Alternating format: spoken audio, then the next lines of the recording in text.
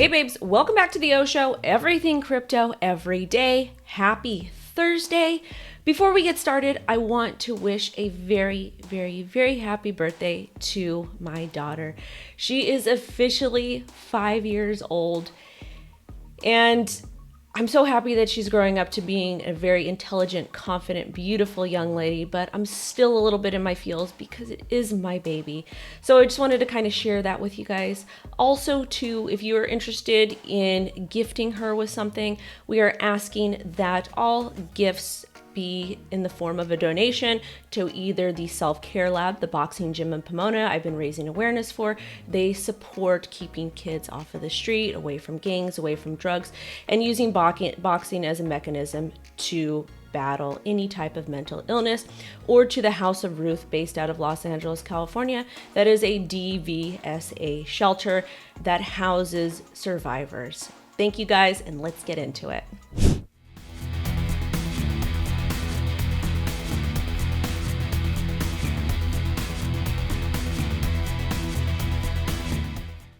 All right, babes, the London hard fork on Ethereum is now live. This was EIP 1559, and we talked about it on yesterday's show. Basically, what EIP 1559 means is that it's supposed to make Ethereum deflationary. It is supposed to lower the transaction fees. It is supposed to make transactions go through faster. But is Ethereum truly deflationary or not now, even though some of these transactions are actually burning Ethereum? Let's talk about it. So over here, my good buddy Mean Hash posted a little bit about Ethereum because Ethereum is still a POW coin. It is not fully merged over to proof of stake. POW means proof of work. POS means proof of stake. And he is an avid miner. So he said, first opinion post EIP 1559. He basically said that it does look like blocks are coming faster, and to keep an eye on average block time if it drops from the pre-EIP 1559 rate of 13.6 seconds to somewhere around 11.5 seconds, which means transactions are going through faster. Also over here, he stated, seems like there is an incentive for miners to hit blocks faster, even if they aren't full, because filling a block isn't rewarded at the same rate it used to be. Now over here, Anton Bokov from 1 Inch stated, as far as we see now, burning mechanism burns nearly to 60% of all the transaction fees, while transaction fees themselves are still 6 times lower than emission amount, 2 ETH per block. It is an average for 2 hours. For sure, result will be different in a couple of days. So right now we're already seeing active results when it comes to Ethereum. And in the next coming days, we should see some more results because again, this stuff takes time. Also to you guys, there's a website called ethernodes.org, and it lets you know different things about different aspects of Ethereum. And this particular site let us know when the Ethereum London upgrade countdown was going to happen, and it looks like that they hit their deadline. Over here, ethburned.info tells you exactly how much ETH has been burned in total and burned in the last hour, which I think is actually really, really cool because Ethereum is essentially deflationary now. They're actually burning Ethereum instead of just having an unlimited supply. Let's go ahead and take a look at price and see if we can see any positive price action. All right, this is our Ethereum daily chart, and we had a bit of a dip to about $2,600. MACD and RSI are still looking strong, and it looks like we're on target to hit approximately $2,900 by today because everybody is so bullish. Now, once 2,900 is flipped, which is a pretty heavy area of resistance, we had a retest multiple times in June, back over here in May, and back over here in May 20th. So this is telling me that this area of resistance is very, very hard to break. However, with such bullish news like EIP 1559 actually launching on time, we'll have to see if that plays out or not. Next stop from there is going to be approximately $3,200. Remember to keep moving your stops off if you are in position. I am back for a hot minute. So let's talk about this tweet from Jake. I'm not about to name and shame anyone, but there are people on this website who've made an entire career based off of Bitcoin and a lot of money and have hundreds of thousands of followers or more, but still haven't said a word about the infrastructure bill. If you do not know about the infrastructure bill, I talked about it yesterday on Boys show. And I'm actually going to read you an excerpt from my attorney. Well, one of them. From one of my partners and attorneys, Peter Hazipetros, a New York-based attorney. They redefine a broker for purposes of selling securities to include miners, stakers, and engineers who develop open source blockchains. This will cripple the entire industry. So basically what they're doing is they're redefining the term broker. Let's go take a look at the actual definition of a broker.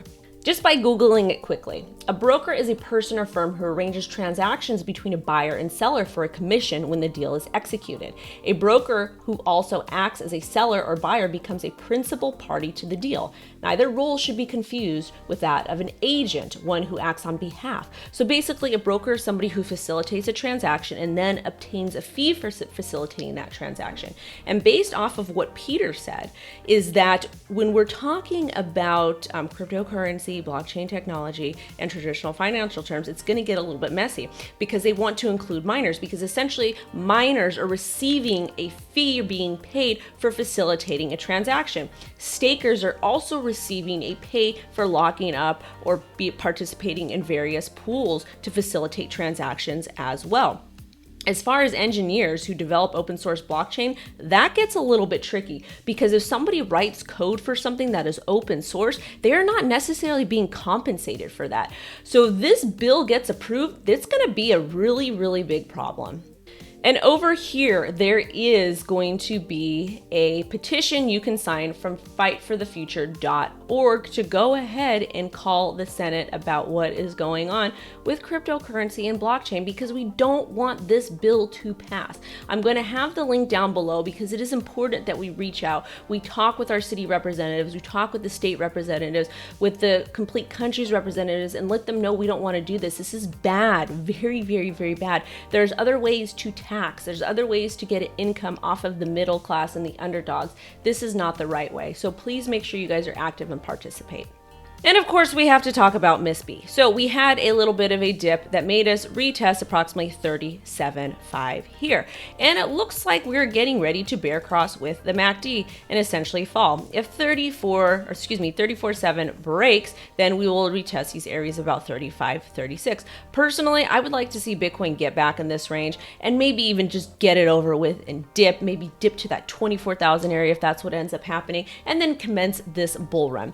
I don't necessarily know if that's going to play out just because of how bullish everything has been, but this news going on with the new infrastructure bill can cause a lot of issues in the industry.